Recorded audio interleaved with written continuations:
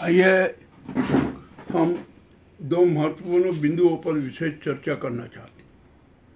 हमारी जो अहंकारी नाजी सरकार है ना, जो 147 करोड़ जनता को आज तक मूर्ख बनाती आई है और भविष्य में भी मूर्ख बनाती रहेगी। अब उसके खिलाफ जनता है ना सड़कों पर है। जनता का सकारात्मक ज्ञान चैतन्य हो चुका है और वह इस नाजी अहंकारी नाजी सरकार की हर हरकतों से वाकिफ है। उसके दो महत्वपूर्ण हीन हरकतें हैं अभी। एक तो न्यायपालिका और दूसरी समाजपालिका व पत्रकारों की कब्र बनाना। मैं इस मामले में आज विशेष चर्चा करूँ। आइए हम यहाँ पर बात करते हैं समाजपालिका की। नए सीजेआई गवई जी ने जैसे पदभार ग्रहण किया तो ये बात है ना अहंकारी नाजी सरकार को अच्छी नहीं लगी और उन्होंने उनके खिलाफ मोर्चा खोल दिया। ये उनके खिलाफ नहीं, पूरी न्यायपालिका के खिलाफ मोर्चा खोल दिया। इसके पहले खन्ना जी थे ना, उनके खिलाफ भी नाजी गैंग ने क्या क्या नहीं किया, उनके चिंटियों ने क्या क्या नहीं किया, ये भी सब उजागर थे। अब सीजेआई गवई है ना, वो बहुत अलग ढंग के और अलग किस्मत के आदमी। वो किसी भी प्रलोभन में नहीं, किसी भी लालच में नहीं, वह ना कुछ भी नहीं करना चाहते। जो न्याय की बात होती है ना, सत्य की बात होती है, उस सत्य को आधार बनाकर ही अपना निर्णय ले लेते। अच्छी बात है ये न्यायपालिका के लिए तो सबसे अच्छी बात। किंतु ये बात है ना नाजी सरकार को हजम नहीं हो रही। अब उन्होंने वे खुद तो लड़ नहीं सकते, तो उन्होंने क्या किया कि राष्ट्रपति को माध्यम बनाया जो न्यायाधिपति है, और वो चीजें आज से पूछ रही हैं कि धारा 142 और 143 और न्यायपालिका जो है ना, ये अपने सीमाओं से हटकर लक्ष्मणों का पार कर अपने निर्णय दे रही है। ठीक है, अरे आप न्यायाधिपति हो, आपको तो हर चीज का संज्ञान होना चाहिए, और नहीं है तो क्या हुआ? अब हम क्या कर सकते हैं? ये तो नाजी गैंग ने है ना आपको बिठा रखा है, इसलिए चल रहा है। अब आइडिया यहाँ पर हम ये बात करते हैं कि जो राष्ट्रपति जी ने सीजेआई से जो 14 सवाल किए ना, वो करना ही नहीं था। उन्होंने अपने आप में फंदा डाले, अपने आप की अक्षमता और अपनी अयोग्यता बता दी। अब न्यायाधिपति आपको तो संविधान के हर एक अनुच्छेद का संज्ञान होना चाहिए, पूर्ण ज्ञान होना चाहिए न। ठीक है, हो सकता है। अब आपसे एक बात कहें कि अब आप जो ये नाजी गैंग के और नाजी सरकार के हाथों की कठपुतली बनी हुई है ना, ये कठपुतली बनना छोड़ दीजिए। हम जानते हैं कि आप उनके एहसान तले दबी हुई है, आप कोई उन्होंने पद पर बिठाया है, आप तो उनकी नाजी गैंग की भक्ति में लीन है, उनसे विशेष प्रेम रखती है, और आपने क्या क्या जो किया है ना, वो सब जनता को पता है। अब जनता आपसे बेहद नाराज है, इतनी नाराज है कि हद से ज्यादा। वो तो यहाँ पर दबे जुबान से और खुले रूप से कह रही है कि ऐसे राष्ट्रपति को तो तुरंत त्याग पत्र लेना चाहिए। आप सेनाधिपति भी हैं, पुलवामा 2 के 4 आतंकी अभी तक नहीं पकड़ा है, उनको कहाँ वे कैसे गायब हो गए, उनको किसने गायब किया, ये तक पता नहीं लगा सके आप सेनाधिपति हैं। आपको सेना को कहना चाहिए कि कहीं भी हो आतंकवादी, कहाँ जमीन में छिपे हो, पाताल में छिपे हो, उनको पकड़ कर लाइए। खाली आप इनाम की घोषणा कर रहे हो। सेना ने इनाम की घोषणा कर दी, 20-20 लाख का इनाम देंगे, इनाम से कुछ नहीं होता है। ये ठीक है, ये भी एक क्रम है, चलेगा। इसके बारे में भी हम विशेष चर्चा करेंगे। अब तो सीजेआई है ना, गवई जी ने बहुत स्पष्ट कर दिया, बहुत स्पष्ट कह दिया, राष्ट्रपति को भी सारा जवाब दे दिया कि 14 प्रश्न आपके व्यर्थ हैं, और आप एक बात जान लीजिए, संसद की अपनी सुप्रीमेसी है, न्यायपालिका की अपनी सुप्रीमेसी है, इन सबसे ऊपर संविधान है। हमारा जो संविधान के अंतर्गत जो कानून है ना, वो है सर्वोपरि। कोई सर्वोपरि नहीं है, सिर्फ संविधान सर्वोपरि है। गवई जी के इस स्पष्ट आदेश और सुझाव के बाद नाजी गैंग में और खलबली मची। आज जो वक्फ कानून है ना, उस पर निर्णय होना है, आज उसकी सुनवाई है, और गवई जी भी तो साफ कीजिएगा कि आप आइए मेरे सामने खड़े होइए, 2 घंटे में हम पूरे मामला सुनकर आज ही निर्णय दे देंगे। परंतु नाजी सरकार तैयार नहीं। वो तो सुप्रीम कोर्ट का दबाव बनाना चाहती है कि किसी भी तरीके से सीजेआई सरकार के पक्ष में निर्णय दे दे, और वो ऐसा अब होगा नहीं, क्योंकि सारे नाजी गैंग के जितने भी अपराध थे ना, सब पे सब उजागर हो चुके हैं। अब उनसे कोई हट नहीं सकता। और जो वक्फ कानून में जो संविधान के अनुच्छेद के विपरीत जो प्रावधान किए गए ना, उनको हटाना पड़ेगा, और सुप्रीम कोर्ट हटा देगी, निश्चित हटा देगी। उसने तो बैन कर रखा है कि जब हम ये इसको पूर्ण रूप में संवैधानिक स्वरूप में नहीं ला दे और उसको संवैधानिक स्वरूप में संसद में प्रस्तुत कर देंगे, संसद उसकी स्वीकृति दे, राष्ट्रपति उसकी स्वीकृति दे, यह इसका समाधान है।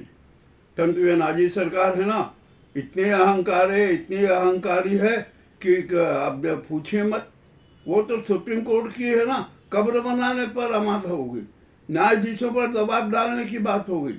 मगर ये ऐसे करने से क्या होगा? अरे आप सत्य पर आ जाइए। आप जो है ना, अपने आप को मारो स्वघोषित विश्व गुरु देता, तो क्या विश्व गुरु झूठ बोलता है?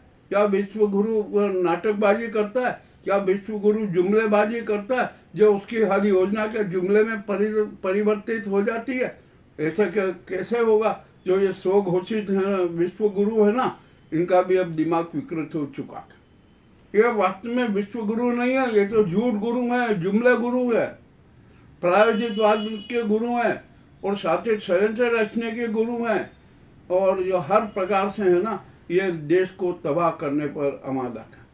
और जो सुप्रीम कोर्ट की है ना, हमारे सुप्रीम कोर्ट तथा न्याय व्यवस्था की कब्र बनाने पर आमादा है। अब ऐसा नहीं होगा। 147 करोड़ जनता जाग चुकी है, न्यायपालिका की सुप्रीमेसी बराबर बनी रहेगी। हर कार्य पर न्यायिक निगरानी जरूरी है। कोई भी अध्यादेश हो, कानून हो, उस पर सुप्रीम कोर्ट की निगरानी रहेगी। उसकी स्वीकृति के बाद ही कोई भी अध्यादेश, कोई भी विधेयक, कानून बनेगा। यह साफ जनता का भी ऐलान है। जनता भी यही चाहती है। भाई नाजी गैंग कुछ नहीं चाहती है ना, तो इसका कुछ नहीं है। और जो न्यायपालिका की कब्र बनाने लगी है ना, अब जनता इनकी कब्र बना देगी। यह है पूरा एक बिंदु क्रमांक 1 जो कि महत्वपूर्ण बात थी, वो हमने जनता के सामने रखी। अब दूसरी बात करते हैं हम समाज पालिका की। आज़ादी के पूर्व से आज़ादी के बाद तक देश की समाज पालिका ने बहुत काम किया। उन्होंने जन क्रांति में, आज़ादी की उसमें अपना महत्वपूर्ण योगदान दिया। किंतु अभी जब 2014 के बाद है ना, उसके पहले भी थोड़ी विकृतियाँ थी, किंतु 2014 से लेकर 2025 तक समाज पालिका में तो विकृतियाँ ही विकृतियाँ हो गई। इस नाजी गैंग ने है ना इतना कुकृत्य किया है कि जिसकी कोई सीमा नहीं। इन्होंने अपना मोदी मीडिया, गोदी मीडिया बना लिया, और उसने कारपोरेट जगत को भी उसमें लिया। जो धन कुबेर है ना, जो जिन पर इनकी मेहरबानियाँ हैं, उन्होंने चैनलें खरीद ली, वो कर ली, और पूरा नाटक किया।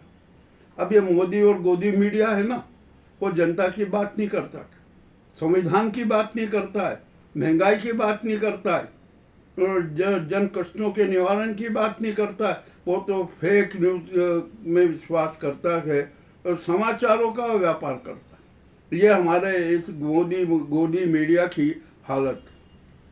अब जो और मोदी गोदी मीडिया के जितने पत्रकार हैं ना, मैं उनको धिक्कारता हूँ कि वह अपनी आत्मा और संवाद शक्ति और उसका सम्मान है ना, अपनी हथेली पर रखकर स्वाद से खा रहा। अरे ऐसे जीने से तो मर जाना अच्छा है, डूब मरिए, ऐसे जिंदा रहने से कोई फायदा नहीं है। अब आप आइए, मैं यहाँ पर बात करता हूँ, हमारे मोदी गोदी मीडिया की हालत क्या है पता है आपको? इतनी खराब हालत है, इतनी खराब हालत है कि वे नाजी गैंग ने, कारपोरेट ने अपने चैनल, समाचार पत्र के मालिकों की है ना, उनके जूतों की पालिश अपनी जुबान से करती है। यह है। परंतु यहाँ पर एक बात, ये कड़वी बात तो मैंने कही, किंतु हमारे देश में ये हमारी भारत माता है ना, बंध्या नहीं है। वो वीर सपूतों को भी जन्म देती है, और उसने ऐसे निष्पक्ष निर्भीक पत्रकार को जन्म दिया जो आज भी सक्रिय हैं। किंतु जो सक्रिय है ना, जो सरकार की आंखों में आंखें डालकर उससे सवाल करती है, पूछती है और उसका सच उजागर करती है, ऐसे पत्रकारों के खिलाफ, ऐसे समाज उपद्रवों के खिलाफ ये नाजी सरकार कठोर से कठोर कदम उठाती है। उनके अंतिम संस्कार करने की बात करती है, उनकी कब्र बनाने की बात करती है। यह अहंकारी है ना, अहंकार जब आदमी के उसमें दिमाग में छा जाता है, उसके विचारों में छा जाता है, उसकी आत्मा में छा जाता है ना, तो वह पतन की ओर ही देखता, वह स्वयं का पतन आमंत्रित करता है। और यही कार्य हमारी नाजी सरकार कर रही। ठीक है, इसने किया। गुजरात समाचार कितना लोकप्रिय समाचार पत्र, उसके यहाँ पर आपने छापा डलवा दिया, 40 गाड़ियों के साथ ईडी की ने छापा मारा और कुछ भी नहीं मिला।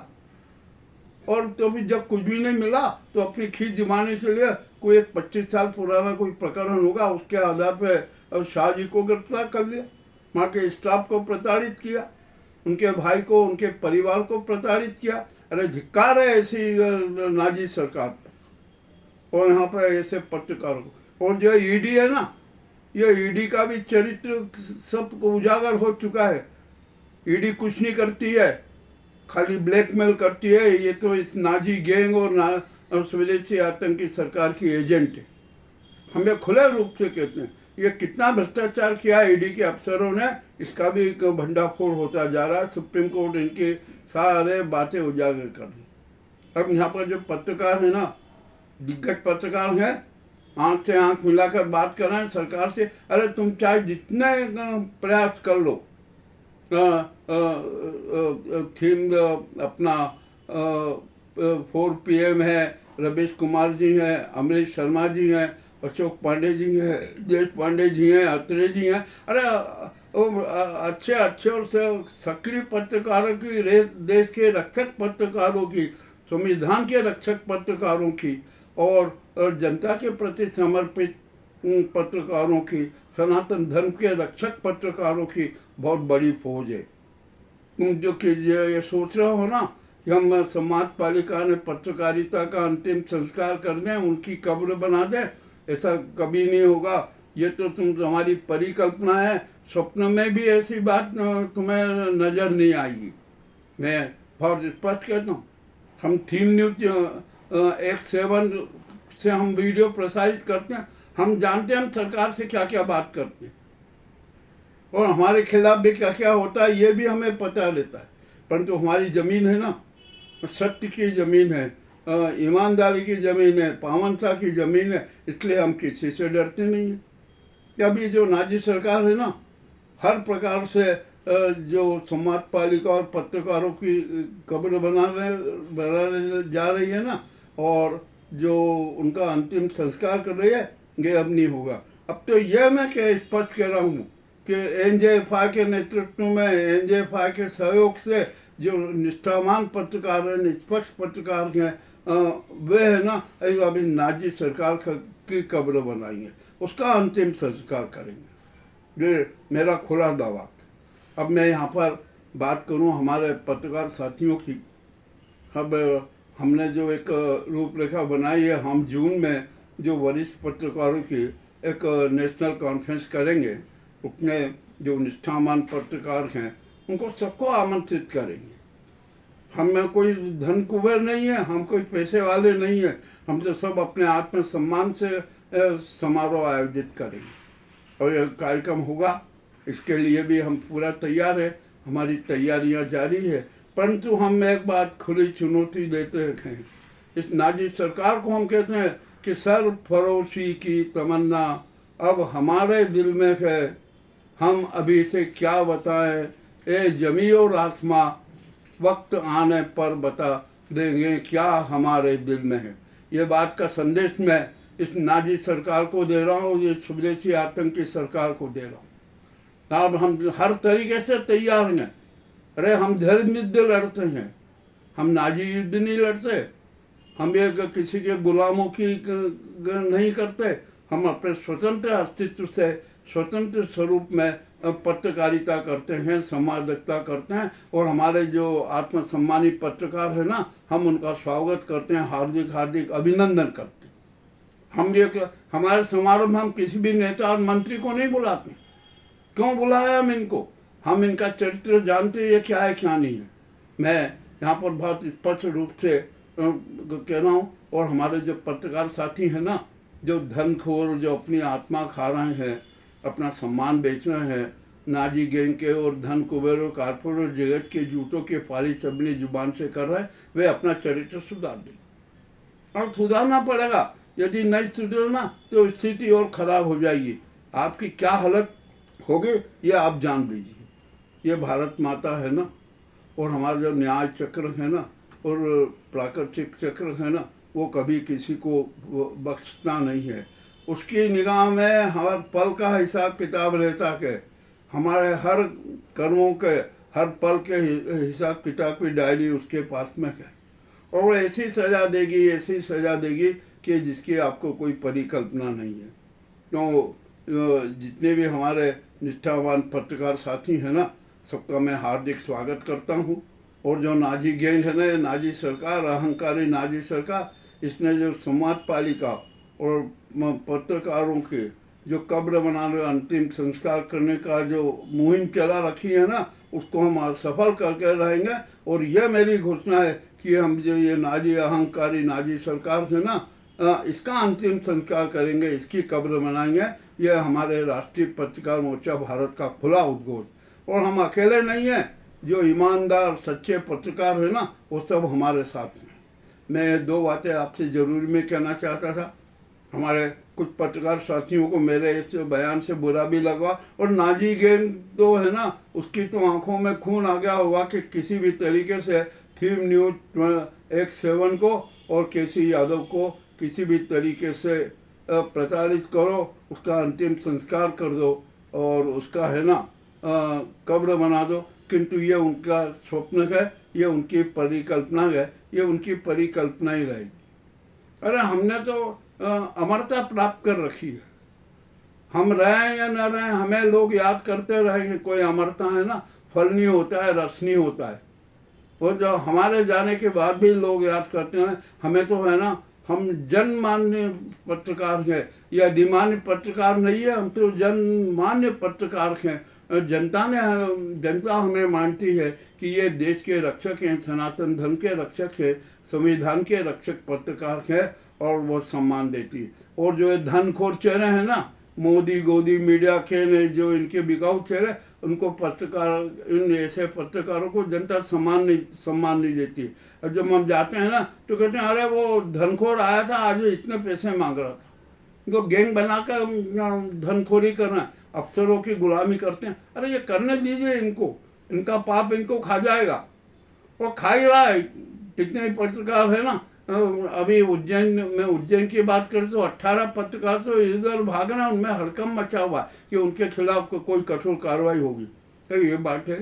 तो हमें हमारे पत्रकार साथियों से, संवादक साथियों से यह अनुरोध है कि अपने आप को सुधार ले।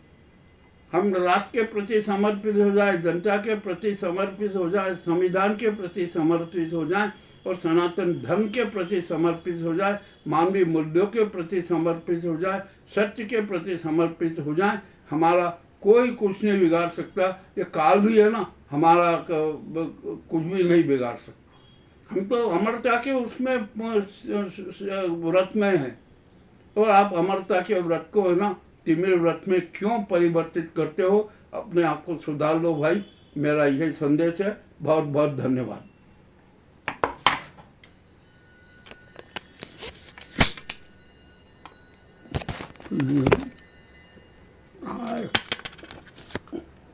अरे यार मैं अकेला कितना